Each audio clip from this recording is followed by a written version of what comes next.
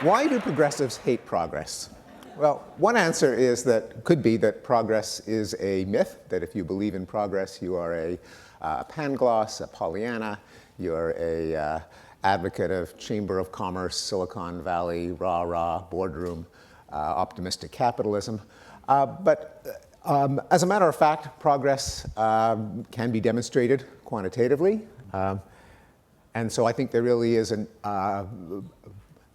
issue as to why it is so often denigrated and denied. But first, I just want to establish the premise that there is such a thing as progress. Here are some examples.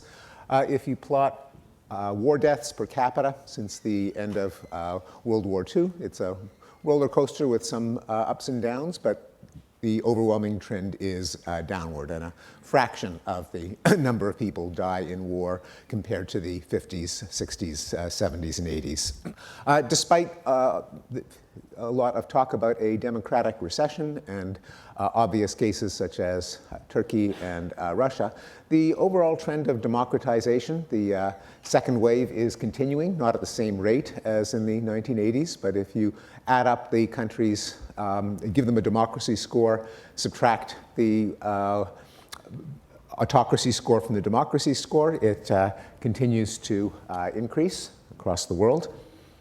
Homicides have been in decline, both for the United States and the world.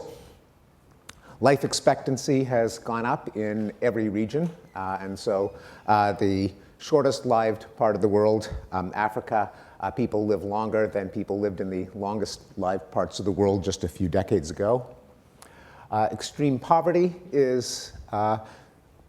may even vanish in the lifetimes of people in this room. The World Bank has set a target of 2030 for the elimination of extreme poverty by their definition, and that's certainly the way the world is going. 10% of the world now is estimated to be in extreme poverty. That's still 700 million people, but as you can see, not long ago, a majority of the world's population lived in extreme poverty. And this extends to many aspects of quality of the environment. This is my favorite graph on the state of the environment. I got it from the EPA website, and it turns out they kind of distorted the axes to prove the point. But even if you relinearize the axes, you see that since the 1970s, while GDP has increased, number of vehicle miles traveled has increased, as the United States population, energy has increased, CO2 has started to level off, but during this entire time, the 5 major pollutants have declined. So the idea that you can have economic growth or you can have environmental improvement, but you can't have both, is directly negated by this graph. The proportion of the world's surface that is protected from economic development and exploitation has continued to increase, and the amount of carbon you have to release into the atmosphere per dollar of GDP has declined. So those are some good signs. What makes progress possible? In a forthcoming book called Enlightenment Now, The Case for Reason, Science, Humanism, and Progress, I argue that there are 2 big ideas that have propelled this progress over the last couple of centuries. One of them, science and reason more generally, the idea that problems are solvable given the right knowledge. And the other is humanism, that the problems that we ought to solve are how to get as many people as possible to live long, healthy, prosperous, and pleasant lives. Now, given all of these positive trends over the last 70 years, how have they been reflected in the news?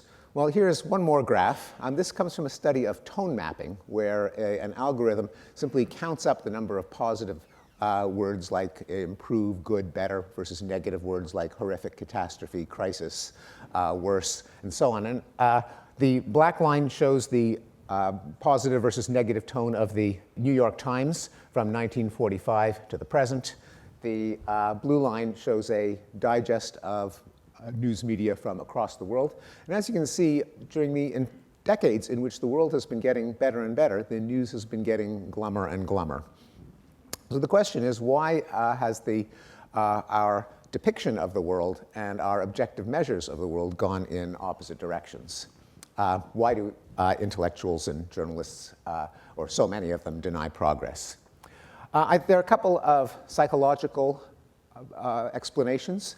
Daniel Kahneman and Amos Tversky many decades ago proposed that the human mind assesses risk via a shortcut they call the availability heuristic.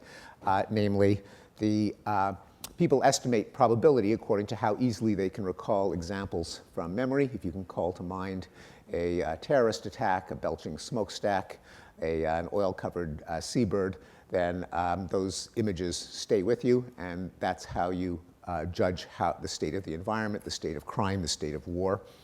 If you combine that with the nature of the news, the cliche is if it bleeds, it leads, and there are actually studies that show that that is accurate. That is, if you give a sample of newspaper editors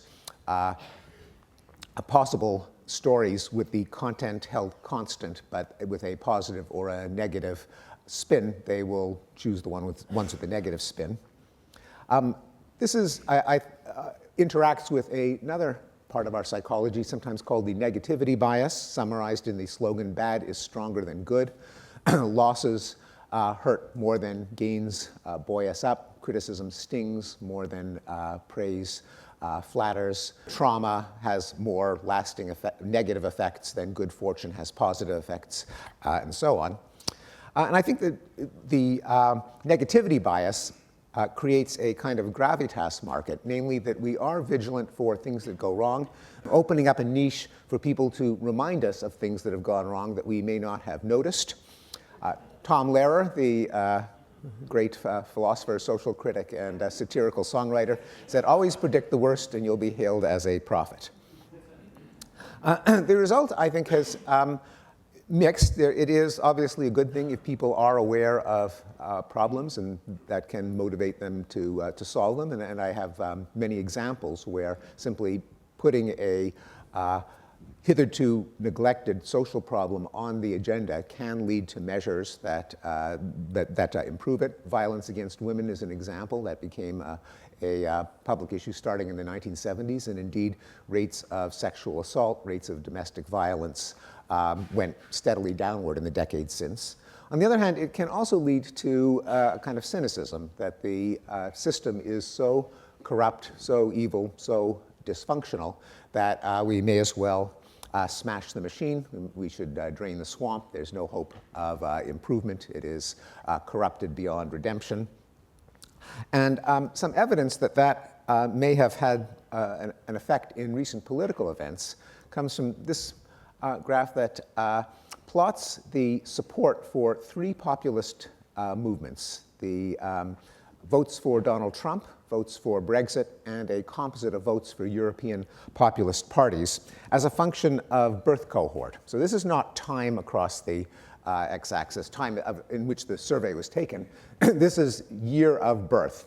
And as you can see, populism is an old man's movement. By old man, I mean baby boomers and older. But the younger the cohort, the lower the support. Unfortunately, young people don't vote. If young people voted even a few percentage points higher rate of participation than they did, the results of these elections would be very different.